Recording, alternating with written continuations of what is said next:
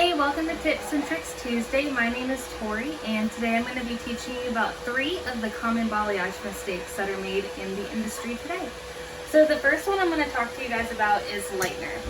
You have a specific lightener that you want to use when you balayage. Some people will use a sand-based lightener that is meant for foils, and a lot of times what that'll do is it'll cause the hair to bruise underneath, so then you end up with spots and dots. What you really want to use is a lightener like this, and that's going to lay on top of the hair, letting it lighten the top of the hair without saturating too much onto the inside of the hair, unless that's what you want.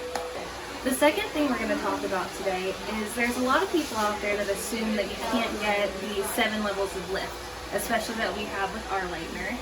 And you can, you just need to use our 3 terms. That's going to be consistency, brush stroke, and saturation. So as I'm mixing the lightener here, you want it to be like a cream cheese consistency. You don't want to see a lot of shininess in it. So once I stir it, and remember to stir with love, I'm just going to let it go. And this is what it should look like. So after you get your consistency right, we're going to move on to brush stroke. So whenever you hold your brush, you're going to hold it like this. You don't ever want to pinch it. You want to bring your 2 fingers, one on top and one on the bottom, and that's how you'll get the correct brush stroke. So I'll show you here. I'm going to load my paddle.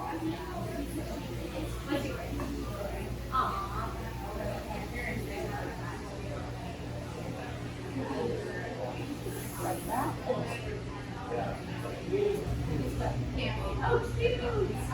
And that'll give you that light, feathery brush stroke that you're looking for. And it'll also saturate.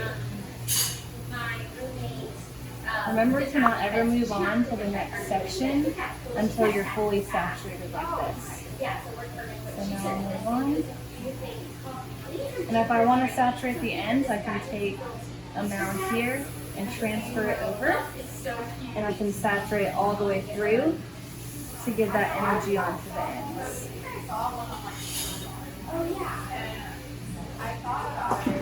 Alright, and for our last tip of the day, we're going to talk about the heat tools that you use whenever you're doing a balayage. Always remember to use an infrared or something like a Climazon, because that's going to help the balayage to not melt on the hair while it's processing. And in summary to all of the things that we've learned today, remembering that you have the right consistency when you're mixing your balayage, because in turn that's going to give you the correct saturation and optimal levels of lift, and always remembering to use the right heat source.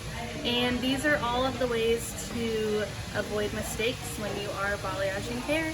Thank you so much, and we'll see you next Tuesday. Hi, Candy Shaw, the Bali Llama here. Hope you enjoyed that video.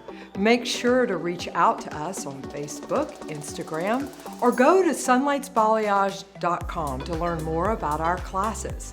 But don't forget to subscribe to our YouTube channel so that you'll get notifications of all the fresh new ideas, tips, and tricks that we release every week. Thanks for tuning in. See you out there.